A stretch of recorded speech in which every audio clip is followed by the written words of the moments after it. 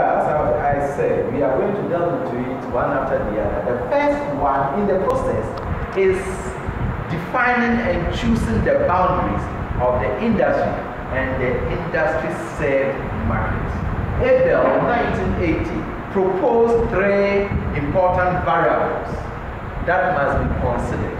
The first one is the customer segment to be served.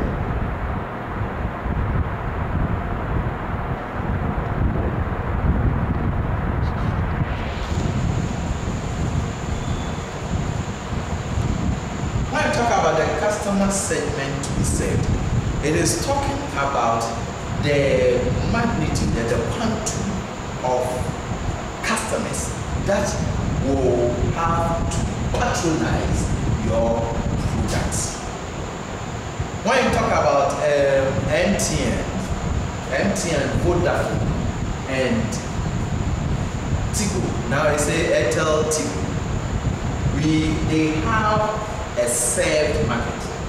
Each and every network has its segment or customers it is served. So you as a competitor must know the customer segment that you are what serving. The second to consider is the customer needs and purchasing patterns.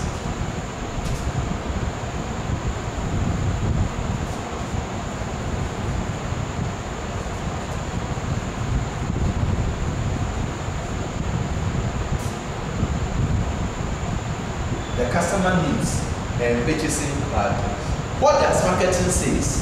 Marketing says that you must be able to identify the customer's need before you make provision to satisfy that customer need. Therefore, as a competitor, you must employ a marketable skills to be able to identify the needs and wants, and also be able to know the purchasing pattern of your customers.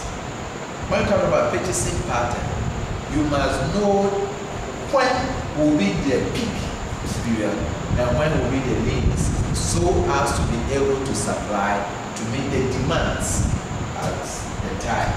The third one to consider is also the technology to be used in meeting the customer needs expectation.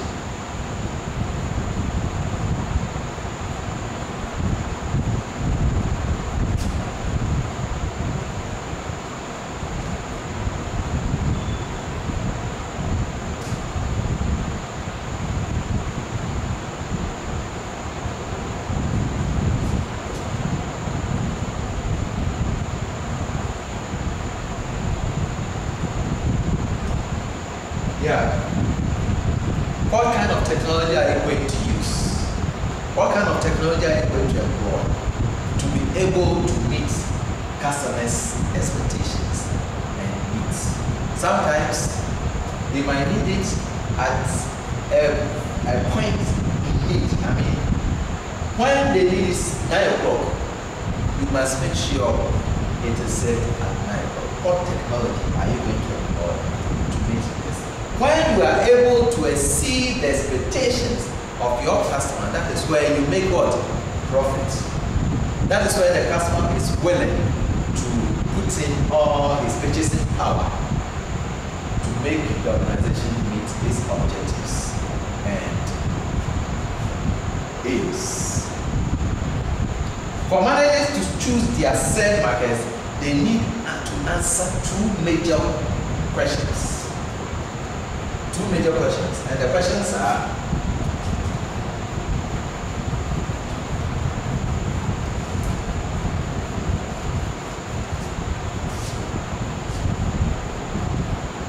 one, can the company offer a product suitable for its chosen segments? Can the company offer products chosen for its segments?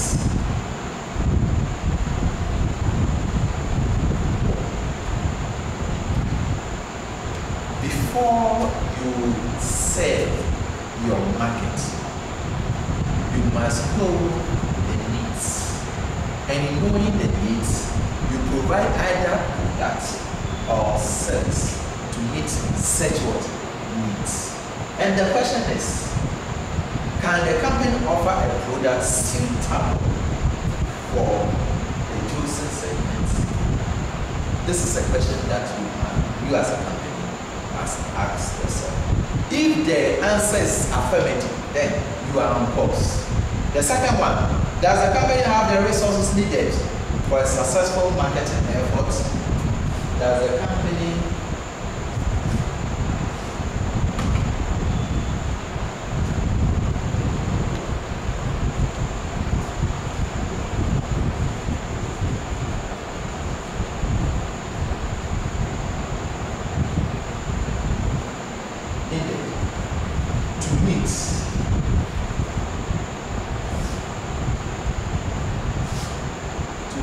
needed to meet a successful marketing campaign? Yes. So first you have to sell products to all the customers scattered in the whole wide region. You have the means, you have the resource, you have the facts to be able to market your product for each and every customer. A customer at the or a customer at Samzuku, or a customer in Accra. You have all that it takes. All these questions must be answered. And if the answer is affirmative, then you are on the right course. Guidelines for effective defining of what? Industries. In defining your industry, there should be what? Guidelines. There should be guidelines.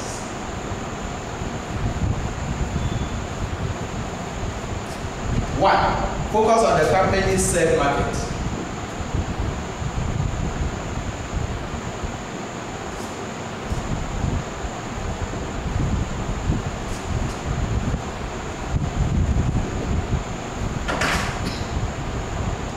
You don't need to look elsewhere.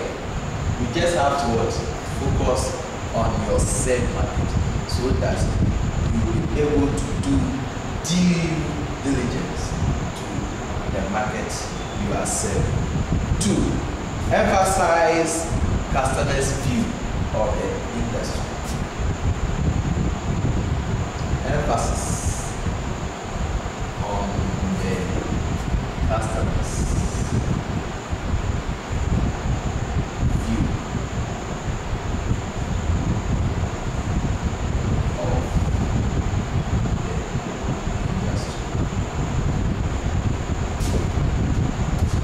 customers see the industry? How do they assess it? What are their expectations? Therefore, you must meet the expectations. You must meet the demands. You must meet the needs. That is why you must emphasize, lay emphasis on the view of what? Customers. You see, each and every customer has an perception about a product. If it is your product, it has a perception about the competitors also product. What is the perception? Is the perception positive or negative? If it's negative, then you must make sure you turn the negativities into what? Positivities, so that it will augur well for the company's competitiveness in the market. The third one is examine an overlap between the company's definition of the same market and those of the other companies. You see, you must have what we call USP.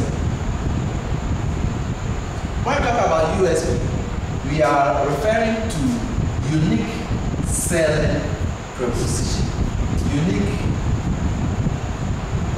selling proposition. When I talk about the unique selling proposition, it is what differentiates your product from a company, other companies' product. Sorry. What is so unique about your product that others are not offering? This is where there will be an overlap. This is where you have to assess and know that gap so that you give what others don't provide. That will make you what? Give you an edge in the field of what? Competition. 4. Understand the strategic intent of your what? Rivals.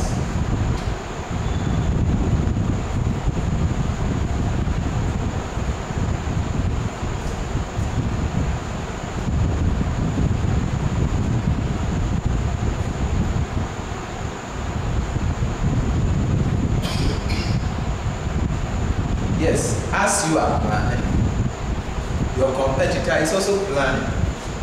Sometimes you must make a move to know what your competitor is thinking. In the battlefield, you make a lot of plans. When you move with plan A, you try to measure the plans of the other competitor, so that you will match up with the competitor's plans to have an edge over the competitor. Let's talk about 2 football teams. At the end of the day, it is the coach with the best strategy that wins. Therefore, you must try to put yourself in the shoes of your competitor so that you'll be able to measure the intent for you to marshal resources to be able to match up the plans of your competitor. The 5th one is to imagine how the industry may look to a potential entrance.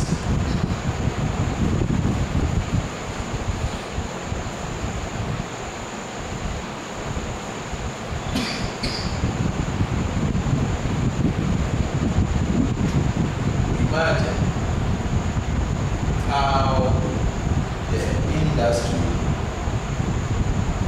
may look to a potential entrance. How does a potential entrance see the industry? Is it very easy for a potential entrant to enter into the industry, or there are some bottlenecks the potential entrant will have to face before he enters the industry? Is it attractive? Is it cumbersome? All these factors must be known so that you will be able to match up resources to be able to face any potential entrant that might cause stress to your organization. And the 6th one is re-evaluate the company's definition. Re-evaluate the company's definition of the said. Yeah, this point is very, very vital and very important. As you know your said market, at a point in time, you need to sit down, make an assessment of the said market to know whether you are really delivering to the expectations of your said market. If your said market expectations is not met, then sit down, redirect your resources, make an assessment of yourself, come up with new strategies, and what move on to be able to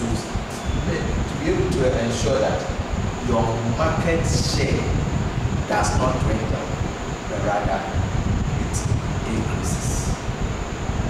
So this brings us to the end of the first one.